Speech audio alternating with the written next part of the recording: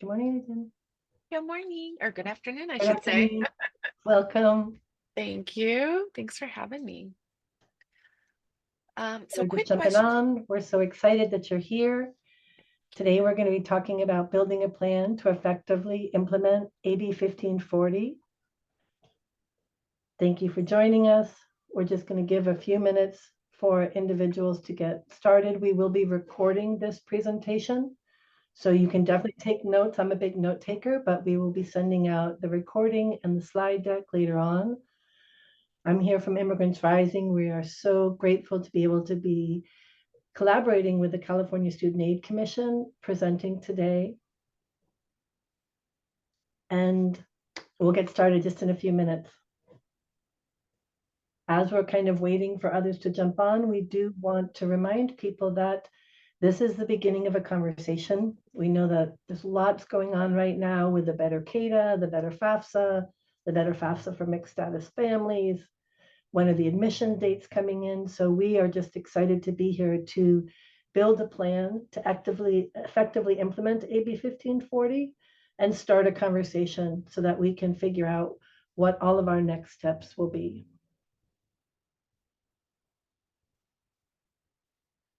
So we're here from Immigrants Rising. As I said, this is going to be co-sponsored by Immigrants Rising and the California Student Aid Commission. At Immigrants Rising, we work to empower undocumented people to achieve educational and career goals through personal, institutional, and policy transformation. And a lot of this work today with AB 1540 is around the policy transformation. We helped to promote this bill, and now we're talking to all of you, the institutions, to figure out how can we put that into practice. And also, really excited to be here with the California Student Aid Commission. Their mission is really promoting educational equity by making post-secondary education affordable for all Californians. And this is an incredibly valuable service that the California Student Aid Commission does, so committed to making sure that individuals can get the financial aid that they have eligibility for, including the Cal grants, Chafee grants, and many more. And they really support the California DREAM Act application as well. They're the owners and the facilitators of that. Before we get started with actually all the meat and potatoes or the tofu of the day, we do want to thank all of you. Thank you and honor the work that you do every day. You are the ones that are on the front lines. You are the ones that are talking to students. You are the ones who are either helping from the inside, from the outside, from all around. And so definitely just like big hearts to all of you and for all of the work that you do. Today, you're going to be hearing from myself. My name is Nancy Juditis. I'm the Director of Higher Education at Immigrants Rising. I'm here with Victoria Vixney and Tracy Hale, who are trainers, both actually financial aid training specialists. My apologies, I forgot to fix that part on yours, Tracy, but financial aid training specialist for the California Student Aid Commission. And we're really lucky that we're going to also be having a report from the field from two admissions individuals from Fullerton College and also from a financial aid counselor from CSU Los Angeles. So we'll be talking in real time. How is this going? What are the bits? How's the information that we can share? So please go ahead and put your questions in the Q&A, as well as put your questions and introduce yourself if you'd like to from the chat, where you're coming in from. We're excited that you're here. We are really excited that you're here. We've been working hard to present this information and have this conversation with all of you. So in terms of what we'll be talking about today, I'm doing some of the welcome and introductions. We're going to do an overview of AB 540 and just talk about the current procedures, talk about getting grounded in the law, AB 1540, which is the law that actually embeds the AB 540 affidavit into the California DREAM Act. CSAC's going to come in and talk about the new procedures, how that's going to work both for the student as well as for the institution. And then I'm going to come back and just share some ideas about promoting cross-departmental collaboration. We'll hear a powerful report from the field, and then we're just going to close just right around 3 o'clock. So in terms of some of the outcomes, we just want to make sure that by the end of the webinar, you have a better understanding of AB 1540 and the requirements of the law, the options that you at the institution could be able to receive the AB 540 affidavit through the California DREAM Act, benefits that this will be for you to be able to streamline some of that work within your institutions and for the students to not have to go to multiple places to fill out the same information. We also want to just talk a little bit about security measures, because if you are sharing information cross-departmentally, how can we do that the most effective and safe way? And then also be thinking about the next steps to plan for the successful implementation of AB 1540. And so today we're going to talk about educating, conversing, and practices so that you can get more clarity about the law, have some of those conversations cross-departmentally and institutionally, and then develop a plan. Who's going to get web grant access? How can you create some queries, and how will you be able to communicate that effectively to students? So we wanted to just talk a little bit about like who's in the room. We know that the over almost 600 people registered for this today, and we want to see kind of where you're coming from. So I'm going to do a quick poll and see everyone has a part to play. So kind of just seeing where are all of you from. So if you could just go ahead and say, are you from financial aid, admissions, undocumented student support? Are you an administrator? K through 12 educator. I know we had some peeps that were coming in from college access and adult schools. So go ahead and quickly, please participate in that poll. We'd love to get some more information about where you're coming from. We have 320 people who are with us now, and I know that more will be joining us as we go. So I'm just going to wait a few more seconds and then be able to just actually launch the poll.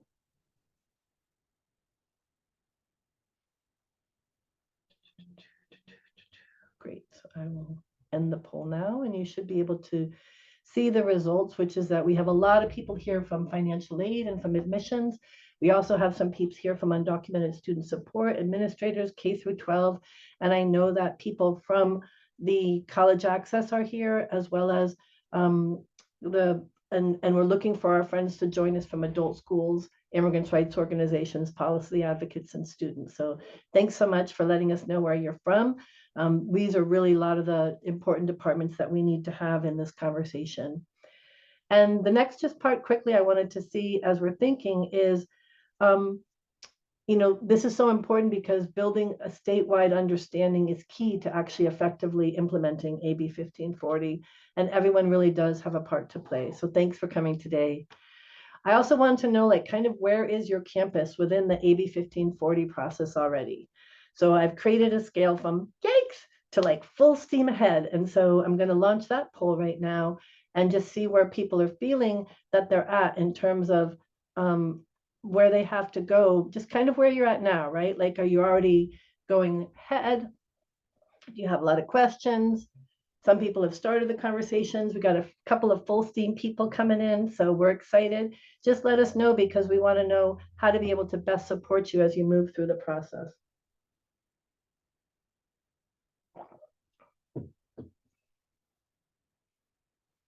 Just give a couple more seconds now for that to come through. Thanks everyone for participating.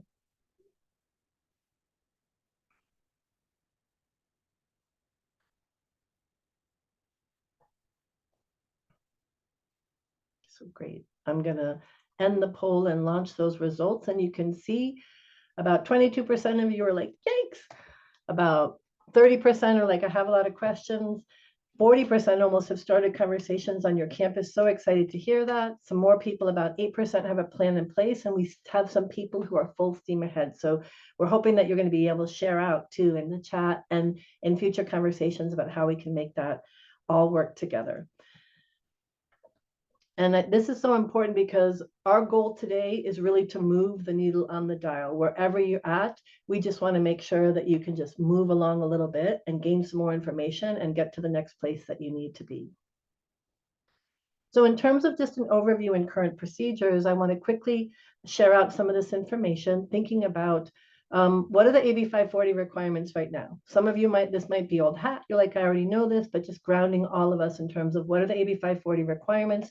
It moved in 2022, actually 2017, but even more in 2022, to include adult schools and community colleges, both non-credit and credit courses, moved beyond having just a high school diploma to now actually be able to use, or a GED to use the associate's degree, or minimum transfer requirements. And as long as individuals meet these requirements, they meet the eligibility for AB 540. The first is they do not possess a non-immigrant visa. The second part is that they have 3 years of full-time attendance or the part-time equivalent in a California high school, adult school, or credit or non-credit program within a community college, or they hurried up and graduated early and they have 3 years of high school credits and 3 years of full-time at either the elementary school, the middle school, or the high school, and that they actually have the graduated from a California high school, GED, high set, or all those individuals that we have from above. And so we have a quick guide to AB 540, and Masir is going to put that into the chat. And we also have the AB 540 FAQ, which I'll be talking about in a minute, and that's on page 5 on question 5. So when you're like, wait, what are all those requirements? We have that information at your disposal so that you can know about that easily. And we recently just re-released the AB 540 FAQ. This is a system-wide goal that actually we released this in, we're talking about AB 540 because even though there's AB 540 and AB 2000 and SB 68 and 1141, we're just putting it in a big package of the already better AB 540. We just released this, we're showing the diverse student population that is AB 540. It's not just one population that meets those eligibilities. We revised this right now just in March because you'll see that, yay, hooray, the California the California State University has signed on. So we now have all 3 public higher education systems as part of the AB 540 FAQ. And our goal with this is to get the information that you and your students need. So if you have any questions, just go ahead and check that out. Masir is going to put that in the chat as well. Or you can just grab that with the QR code. In terms of why AB 540 is so important, of course, it exempts individuals from out-of-state fees. It gives you a fee waiver. It can give you admissions to specific programs like EOP or EOPNS, but also it's really vital for financial aid awards, for financial aid disbursement, and also for scholarship disbursement. So embedding the AB 540 affidavit and having that be a smooth process will help your schools with enrollment. It will help students in terms of retention, and it'll also just make it easier for financial aid and admissions to process the paperwork that they need in an easy way. It's really a game changer because it increases undocumented student and other eligible student access to higher education, financial aid. It can increase retention and graduation. It plays a pivotal role in addressing racial and socioeconomic equity gaps. And also, with limited federal solutions to immigration right now, state policies have to play a more important role. And so we're excited that all of you are here today and interested in helping us move and support that. The current process right now, some of you are in admissions and you're doing this every single day and you know it, you're working with undocumented students, representatives. Right now, students can get an AB 540 affidavit. Either they get it directly from the admissions and records, from the registrar at the UC, from the Dream Resource Center or the undocumented liaison. They can either get it by an email that gets sent out. They can find it on a website. Their friend can give it to them. A counselor can give it to them. Once they have that affidavit and fill it all out, then what they do is they turn that into the admissions or the admissions and records at the CCC or the CSU or the registrar at the UC. They have to, most schools require you to certify that with transcripts. About half of the community colleges allow self-certification, meaning that they don't require additional documentation. And then the student is either approved or denied. So that's the current process right now for the AB 540 affidavit. In terms of this new law, and we will be getting all into the deets and deets of the AB 1540, the way that this law came about because the California Student Aid Commission created this Renewing the Dream report, and they could see a lot of the different roadblocks that were there, some of that really being to information and access. And so they saw that not enough students were actually getting the California Cal grants, and so only 14%. So what they did is recommendations. There are recommendations for the field and recommendations for CSAC, which they acted upon immediately. They updated the California DREAM Act application to try to address some of the areas that students weren't completing effectively, and they championed AB 1540, the law that we're talking about now. So this law passed in October of 2023, saying that the schools have to accept the affidavit provided to the commission, that it shall be shared, and that they can't require a student to fill out a separate affidavit. And if you're like, wait, what's all that? Impact is that the CCCs and the CSUs are required. The UC is requested. And newsflash, we just got it today, that the UC is actually the majority of the UCs are now going to be accepting the CSAC affidavit as well as their own affidavit. So this is really exciting news. And It says that students cannot be required to submit a separate affidavit as long as the California DREAM Act application is valid, because sometimes if your application is just out there and it hasn't been completed, they don't get their SAI, that information is not ever going to get to the school. So we need to make sure that that's all on point. And then just thinking about infrastructure needs to be built, privacy must be addressed, remembering that not all students complete the CADA, so it has to be a both and solution. But the really big thing is that financial aid and admissions and CSAC are going to be key in pulling this information together. So I talked about the process before, what it was, and now I just want to talk about the updated process. You can get your affidavits from all of these different places. You can still, and now there's going to be a new CADA AB 540 affidavit embedded within the California DREAM Act. That's going to come to the financial aid office through the download of the California DREAM Act, and financial aid needs to find the way to get that to admissions. And then we'll just follow the same exact process as always. Some will require transcripts, some won't, but it'll be the admissions or registrar who's actually making the final decision. So that's the new process. Things to remember, it's an additional method and not everybody completes the CADA, so we're still going to need some of those other areas. And to remember that AB 540 is just not for undocumented students. FAFSA students also use the AB 540. So while they won't be using this CADA route, they'll be using the other routes that were always there, important things to think of. And so now I'm going to turn it over to my powerful colleagues from the California Student Aid Commission who are going to give us the next pieces to go. Thank you, Nancy. Hi, everyone. My name is Victoria Vixney. I'm one of the trainers with the California Student Aid Commission. Thank you so much to Nancy for providing us that context and the background. AB 1540 is a really exciting new piece of legislation, and we are looking forward to helping you all implement it so that it can be as effective as possible. So we can go to the next slide. I am going to show you some screenshots of what it looks like from the student perspective. I did see a question come through saying, can you explain what required implementation means? So how the law is written for AB 1540 is that with the education code in general, the CSU segment and the community college segment can be required to implement something. So with AB 1540, they're required to implement this affidavit coming from the DREAM Act application as what they use for their residency determination. On the UC side, with how education code, our California education code is written, the UC campuses are classified differently. They're classified as a research institution.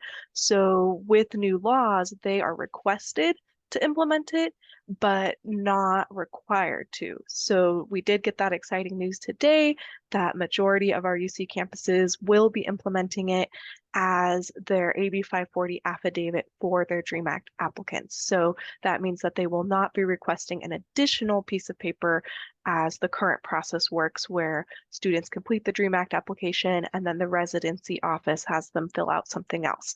So that's exciting. The private schools, private campuses are also requested.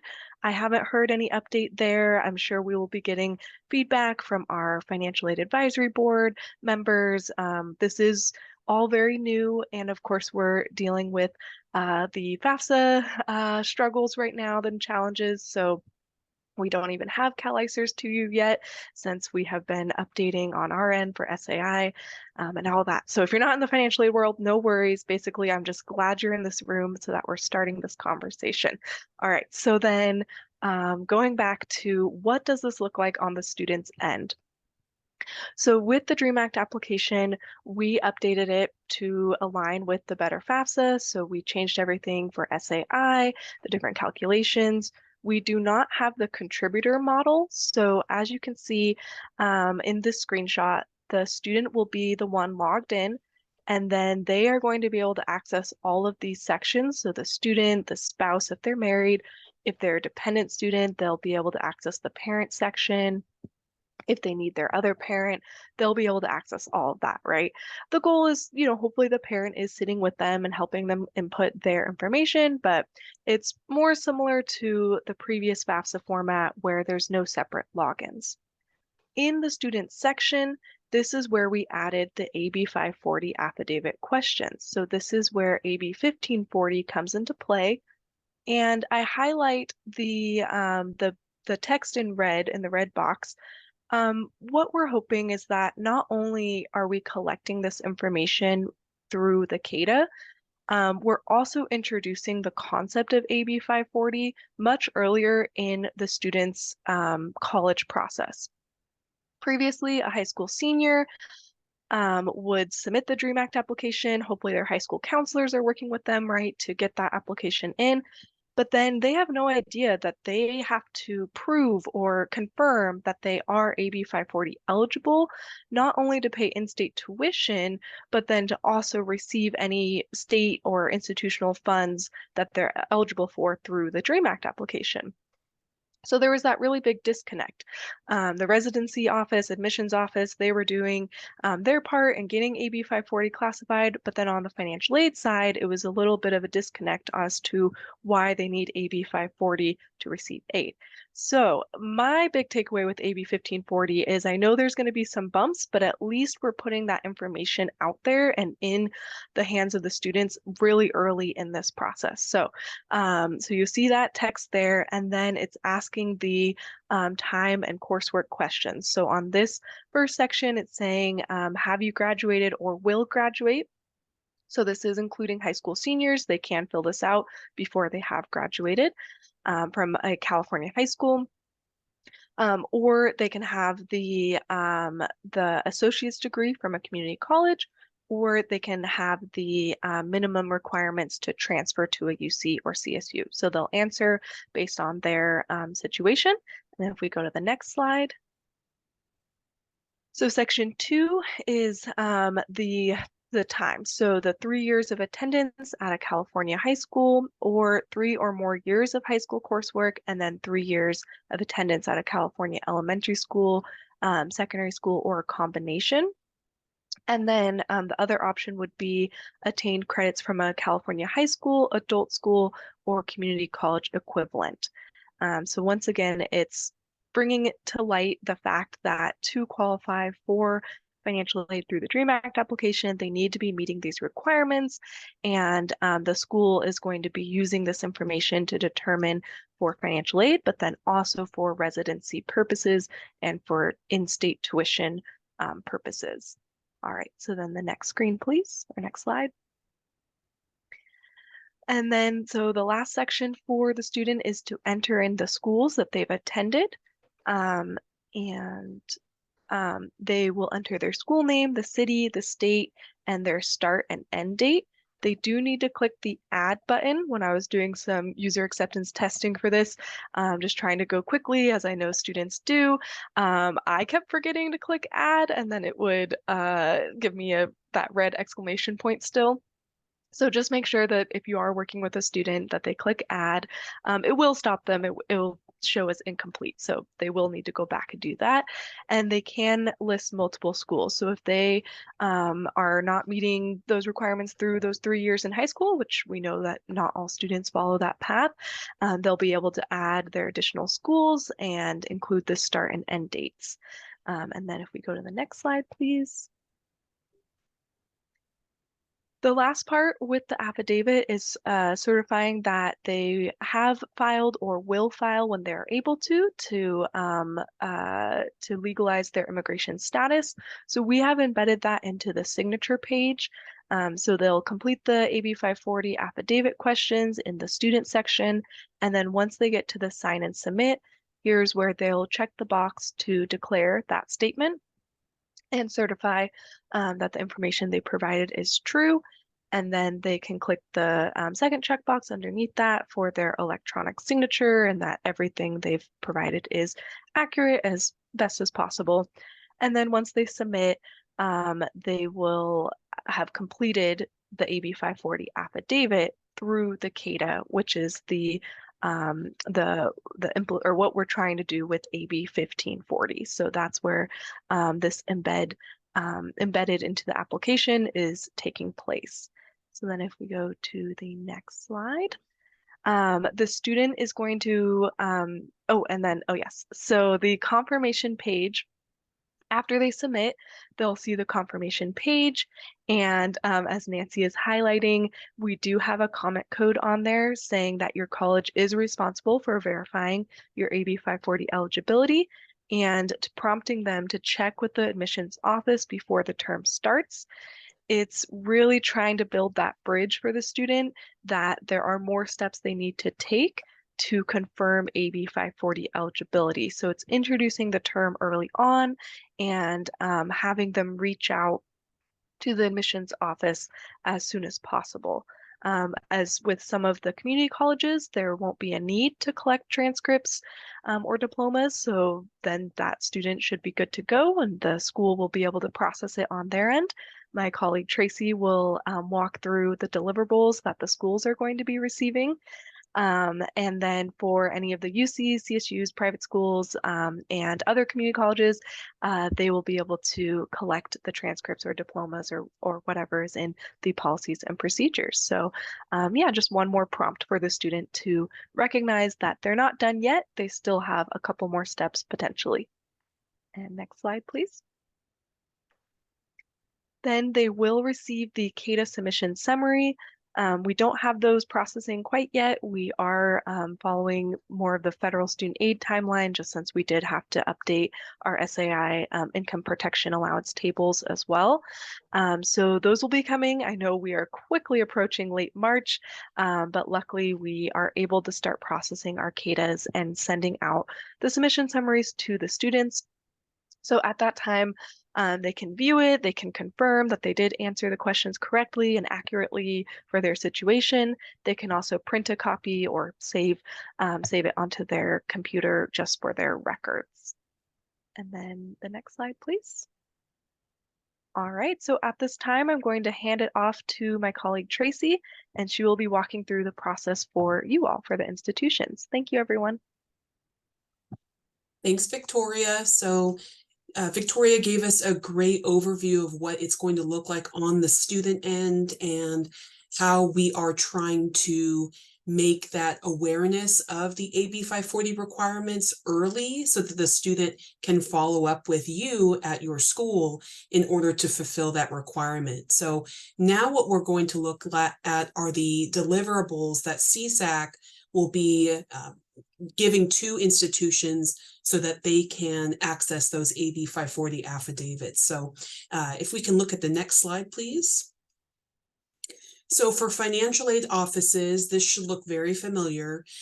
Within the CalISR, you will actually be able to see the answers to the AB 540 affidavit questions. In fact, in the CalISR file specifications, you can see here that we have all of the questions from the affidavit in column A, column B, and at the very top, we also have an indicator of whether or not they have a U visa.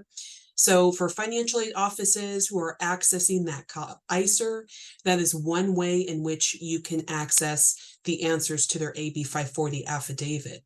But we know that CalISRs, these are strictly for financial aid offices in getting that CADA data for financial aid eligibility and for packaging. So we'll have other ways for admissions and records offices and registrar offices to obtain the affidavit as well. So let's go ahead and go to the next slide and I'll show you what that looks like. So coming very soon within Web Grants, we will have a brand new AB 540 screen specifically for searching and obtaining a student's individual AB 540 affidavit. This is going to allow schools to view the individual record. They can search the student by their DREAM Act ID, by their name, by their date of birth, and it'll include a printable PDF. So some schools, they may have within their policy that they want a printed record or a scanned record of the affidavit. And if that's the case, they can go ahead and access it directly from this screen. We'll also have an AB 540 report, which will be a all-inclusive list of students who have listed their school on their CADA and have completed an affidavit online within the CADA. So that comprehensive list will also be available as well. These deliverables are coming soon. In fact, we just released Grant Special Alert 2024-17 last week on March 13th, and we stated there that these deliverables are anticipated to be available in April. So we're really looking forward to that. This AB 540 screen especially is going to be crucial for admissions and records offices and registrar offices. If you have a residency specialist, they will need access to this. And as financial aid administrators, you're already familiar with web grants, but it's very unlikely that folks outside your office have ever even been in web grants or are aware that there is an institutional web grant. So on the next slide, we're going to talk about granting access to those individuals, which is absolutely permitted. You can definitely do this. So let's take a look at the next slide. So every campus should have at least one system administrator for web grants for institutions. Colleges and universities can actually have up to 2, and then school districts and LEAs, they're, I believe, limited to up to 5 system administrators. If you are yourself the system administrator for your institution, you will know that you have the capability of adding new users and controlling what access they have to which screens. So when the time comes and the AB 540 screen is available, you'll be able to decide within your institution who should have access to this particular screen. In that case, they will need a new user ID, and they'll need to go through the standard process, which is going to include internal security training and that confidentiality agreement, that the web grants user agreement. For standard users, we do not need copies of those confidentiality user forms. Those should be retained on site. But it is required. So if you are audited, we do need to see that each of your users have signed that form and that it's been retained. So this screenshot here, this is for a system administrator who is granting access to perhaps a new user, where they'll enter all their contact information, define their role, and then specify which screens they have access to. Next slide, please. So again, if you're a system administrator, this is going to look mighty familiar, but for those of you who have not seen this page before, what this is when you set up a new user or you're editing an existing user, you can actually go through each page in web grants and decide if they should have read-only access, if they have write access, which means they can actually edit and submit and save items on the page, or if you decide that they should have no access, you can designate none, which means that link to that page won't even be visible when they sign into web grants. So once the AB 540 page is available, it should be listed here under the California DREAM Act section, and you'll be able to identify which screens they have access to.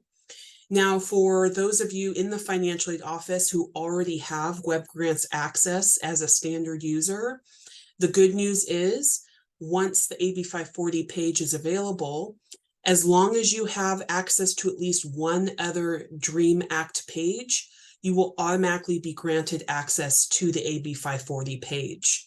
Otherwise, the system administrator can go in and they can edit existing users, or again, once they're adding a new user, they can designate who can see what.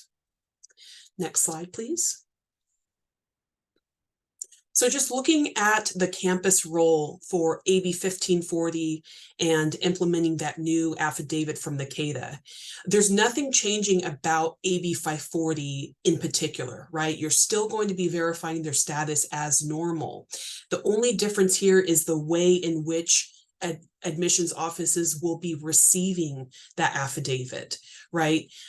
Financial aid offices may, decide to utilize the report or the printouts, or a financial aid office may decide that they want to grant access to web grants, which is really the easiest way to get access to that affidavit.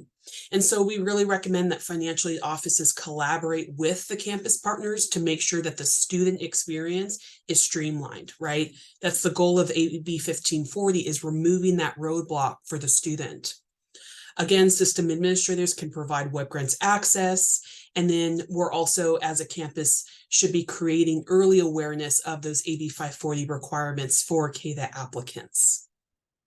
And then next slide, please.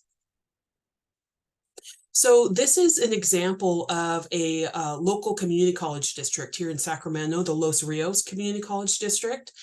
This is their current process for students to receive in-state tuition and financial aid. They recommend that with step 1, submitting that non-resident tuition exemption request, and then step 2, submitting the California DREAM Act application. Los Rios has a really great list on, what steps to take. And in this case, our recommendation would simply be to move step 2 up to step 1, starting with that California DREAM Act application for students who do, want to be considered for financial aid. Let that be their first step, because with that embedded AB 540 affidavit, they won't have to do that additional paperwork. Now, of course, the school, depending on their policy, may still need to collect transcripts or other records to verify the eligibility, but this at least allows them to skip a step, and it just makes it all the more easier for them to get in-state tuition and financial aid. Next slide, please. Now, we've received a lot of questions from schools about storing the affidavit. This is especially important, if you're audited. And schools should, of course, be following their own policies and procedures regarding the storing of this affidavit data. But we do want you to know that if your school is chosen for, say, a Cal Grant audit, the AB 540 affidavit data is going to be available in web grants for the auditors. So it's not something that you're going to have to come up with, even though it's directly already stored within web grants. They'll be able to access that data within web grants already. So it's really going to be up to your school and your school's policy and how you're going to be storing this data. And again, so if your policy is to require supporting documentation, the auditors are going to review those collected documents. And we understand that some schools have this policy, whereas other schools may use self-certification. So it's really it's going to be important that you have this all documented within your policies and procedures. Next slide, please. And just sharing some best practices. Nancy's going to go into more detail about collaborating with your campus partners, but financial aid offices specifically should be determining who needs web grants access and provide that security training and confidentiality agreements. Per your IPA, it states that your users should have the security training and sign that confidentiality agreement at least once every 2 years, if not sooner.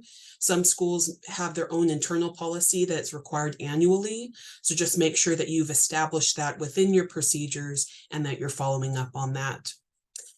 We recommend too having that open communication and collaboration between financial aid and your admissions, your residency, and your registrar offices. And then also, we recommend that within new student orientation, encourage the completion of a DREAM application as the first step to apply for that non-resident tuition exemption. Makes it easier and it helps the student skip a step. Next slide.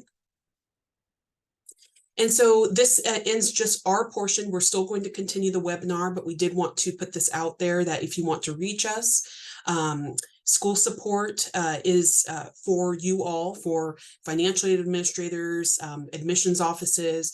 Any school staff can reach out to us if they have questions or if they need assistance. But then if students have questions about the AB 540 affidavit or about the DREAM application in general, they should absolutely reach out to student support, who is available by email or by phone. So again, thank you, Nancy, for having us, and I'll pass it back to you. Thank you so much. Thank you so much to you and to Victoria. Really important, and the whole CSAC team, because I know that all of you have been working really hard to try to get this into place. And it's great to see some of those screenshots, understand how it goes. Also really excited to see some of the questions in the chat so that we can make sure that all of the areas that we need are addressed.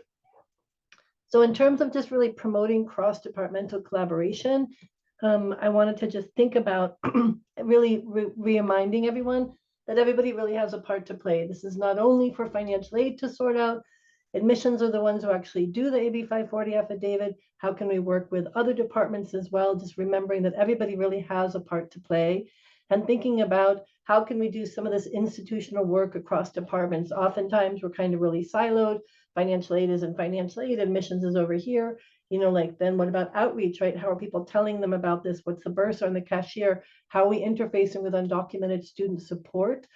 And so we know that there's some great cross collaborations going on right now, and we want to just build and strengthen those and replicate those in all of the campuses across the state so that we can actually streamline the process for students and realize the promise of making sure that all students have AB 540 that meet eligibility for, and that all of them actually get the financial aid they have eligibility for.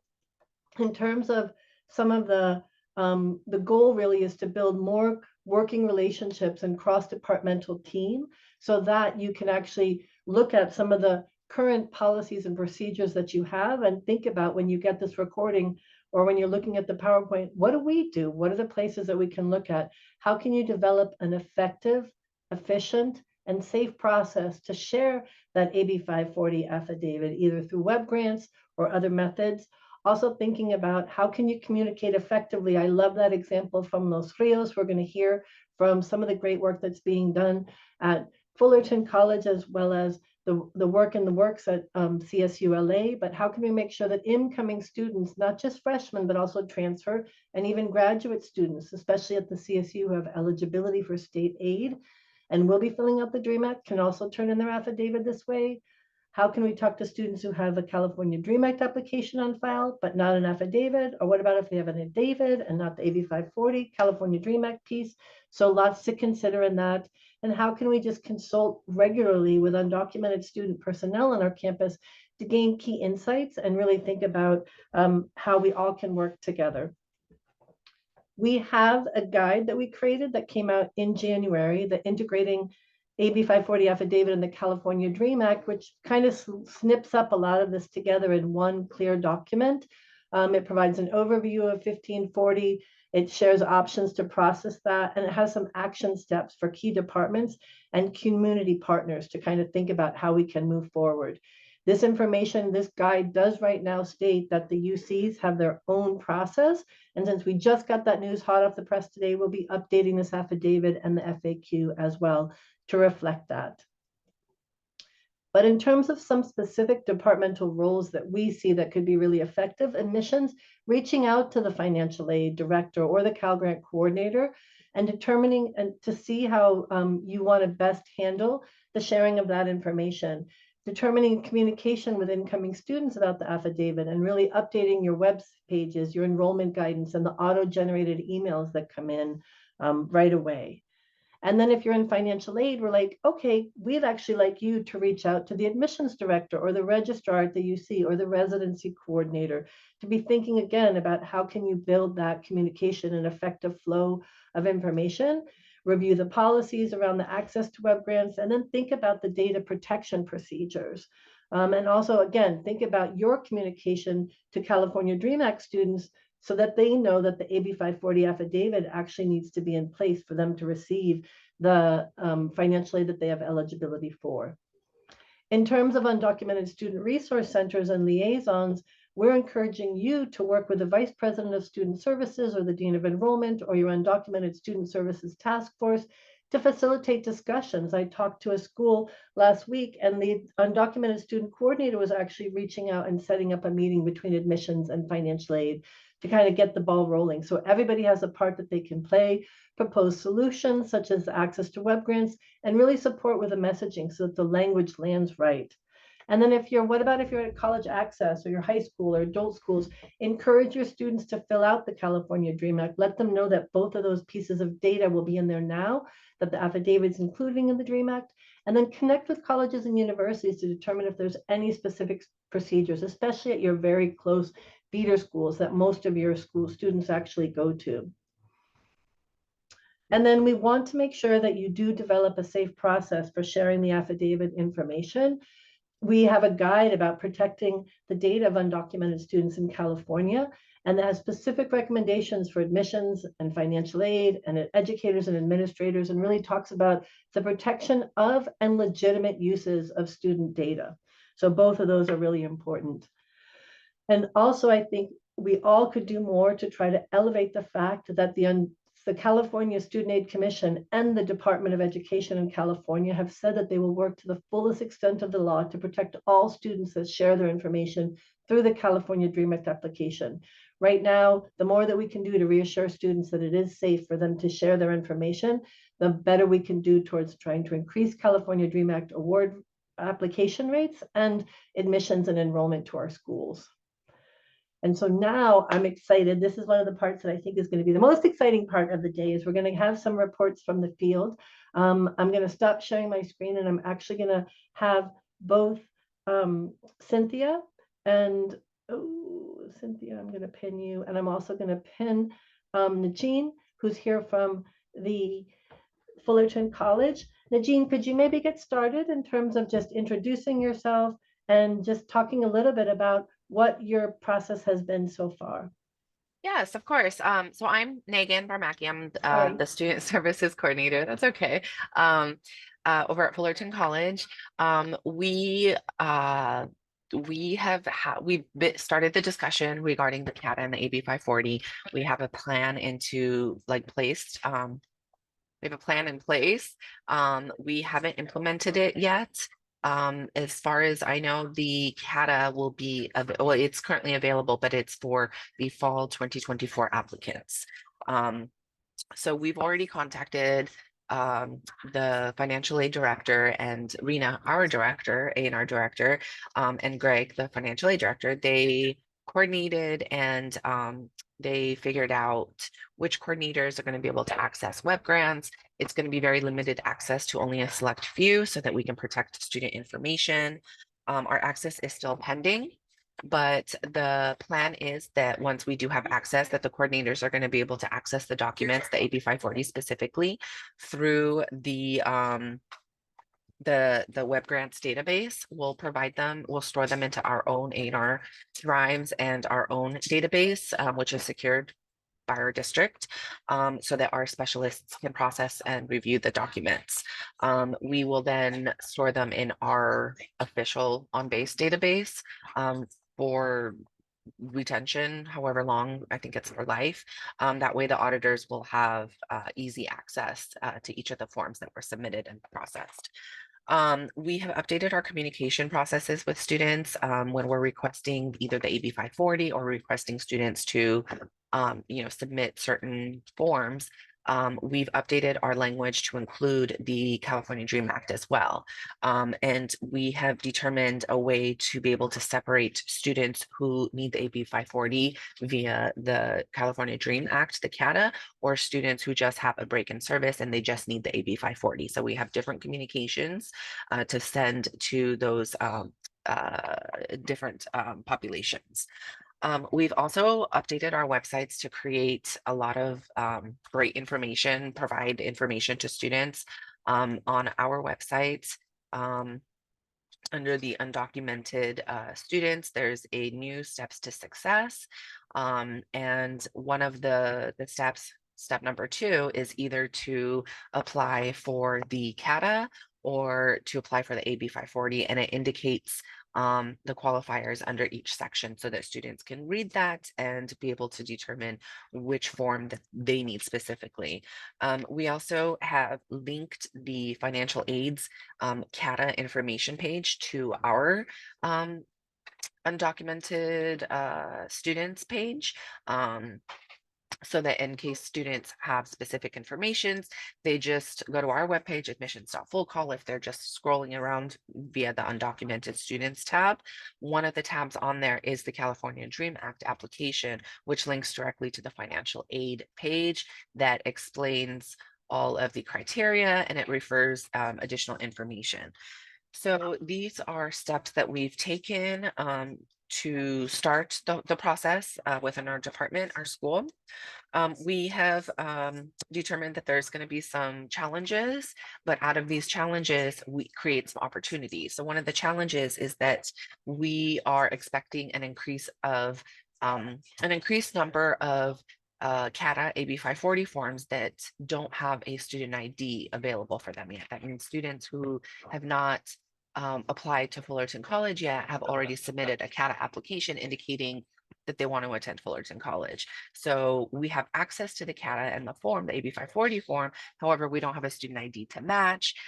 So this creates kind of a challenge for us in storing the document. However, this will also give us an opportunity to reach out to students.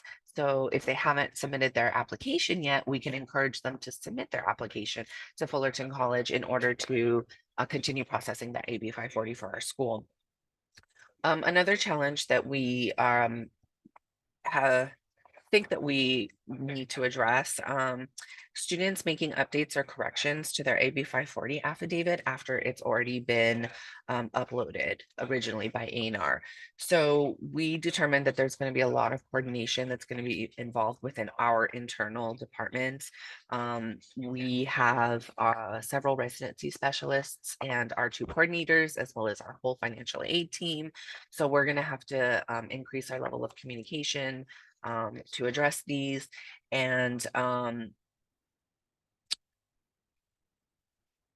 we are hoping to be able to provide a way for students to be able to address these changes and updates on their own, so that admissions and records doesn't have to reach out to those students, that if they do have a change, that they can just be able to provide that information directly to us.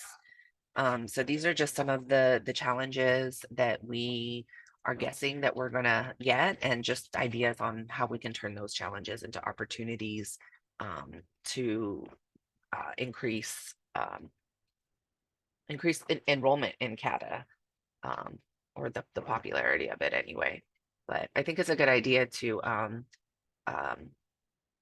give this information, provide this information to students at an earlier stage of their attending college. So that's the update from admissions and records. Thank you so much. That's really powerful. Just really great ideas. I love that even though this is not already fully in process, you're starting the conversation, you're making sure that you are reaching out to the appropriate departments. And I also really love that reframing of, okay, there's going to be some challenges, but how can we turn that into an opportunity? If someone doesn't have a complete application, how can we use, or complete affidavit or other bits, how could we use that to then reach out to them and say, we really want you to come to our school. Here's some of the information that we can provide. So thank you so much for that. Really exciting. Cynthia, from a financial aid perspective, how's all this sounding to you? I know financial aid is like front and center to the work that's going to be done with this new affidavit being embedded into the DREAM Act. First of all, thank you, Nancy and CSAC, for this wonderful forum to allow this conversation to partake. I think a lot of the times we feel siloed within ourselves. So to be able to get some direction and some information from other schools and from other institutions is wonderful. So thank you for allowing this to occur. I think it's essential for students to limit, if not eliminate, duplication of student efforts and trying to obtain the tools that they need to be able to attend school. As Tracy stated earlier, streamlining the experience for our students is really important. I think there's a lot of hesitation and a lot of unknown. So really getting that information out to our students is really important, whether they come to our school or are interested in going to another school, just to let them know that there is this experience that they can have, these tools that they can have to better themselves is very important. When I was asked by you, Nancy, what are some of the questions that I had to get the conversation started, it really did make me think about what the processes and the procedures were and how this was going to impact not only us, but also how the students are and how can we remain student focused. I think it's an amazing opportunity to allow us cross collaboration with other departments and have and allow admissions to have access to web grants. because that way they are able to obtain the reporting that they need and utilize the information that they have to the best of their capacity. I am, as I tell students and other employees, I say I am an expert in financial aid. When I go to get my car fixed, I don't take it to a plumber. I take it to a mechanic. So I definitely think that that's the same. Admissions, they are the experts in admissions, and financial aid are the experts in financial aid, but we definitely can cross collaborate and help with one another. So we make sure that the right hand knows what the left is doing and that we're working together. So I think that's an amazing opportunity that is going to really allow us to establish a process workflow and interdepartmentally be able to ultimate all the benefit all parties involved. I wanted to review those missed opportunities and close the gaps as we have been talking about and building that bridge.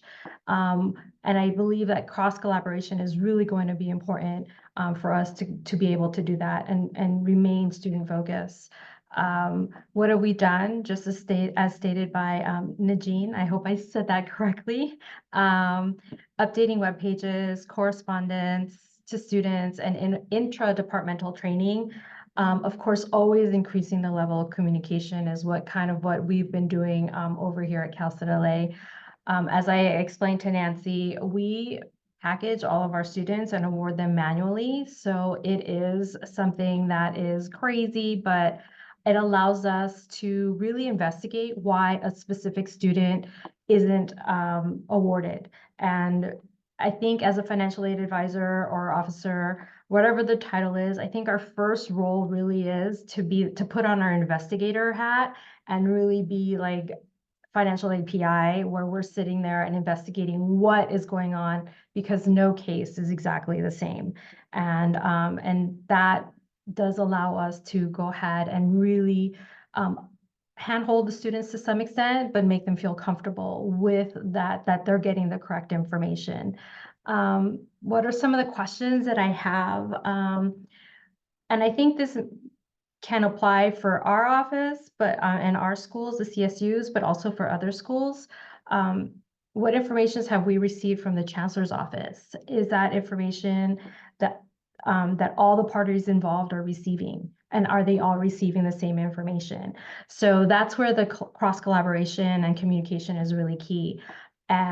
Is financial aid receiving information that admissions isn't receiving? Is admissions receiving information that financial aid isn't receiving? And really having that bridge to be able to go ahead and make sure that that information is flowing.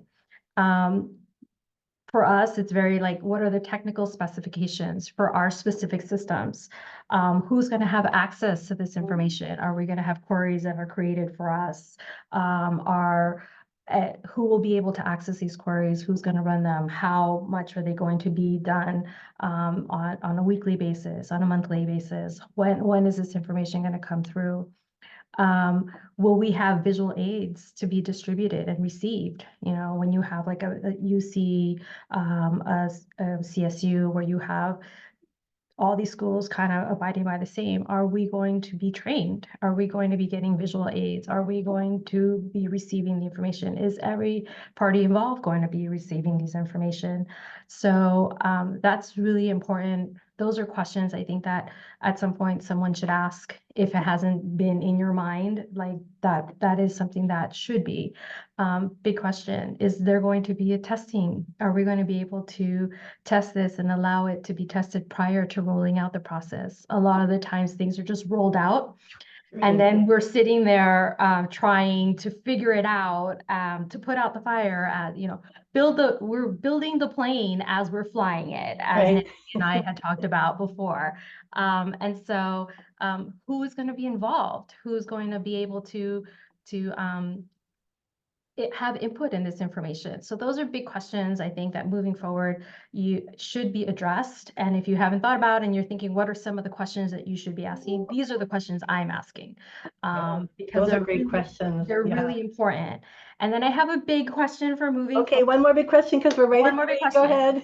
ahead. Is the affidavit going to be rolled over year within our systems? within the California Dream application, and what is that going to look like for our departments and for our students? And this is kind of like, I'm jumping the gun forward, but just to put it out there. Right, So, looking forward. again, Those are some Nancy. great questions. Thank you so much. We only just have a momentito left, but a fabulous report from the field. I know that we got a lot of good information. We got a lot of good questions. If we didn't get all of your questions today answered, then we will make sure that we look for them moving forward. We do want you to be thinking about what your action plan is going to be, who your connections, what kind of helpful support can you have. And we want to make sure that you know and are able to connect with these fabulous individuals from the California CSAC training team, from Fullerton College, from CSU Los Angeles and financial aid. And we at Immigrants Rising are always here to serve you. Thank you so much to everyone for all of your questions. If we didn't answer them now, we are definitely going to be continuing to do the research that we have. And Cynthia, I definitely want that list of questions from you. So many thanks to all of our presenters today, and thanks to all of you. We look forward to continuing this conversation. So I hope you all have a great day. Thanks, everyone.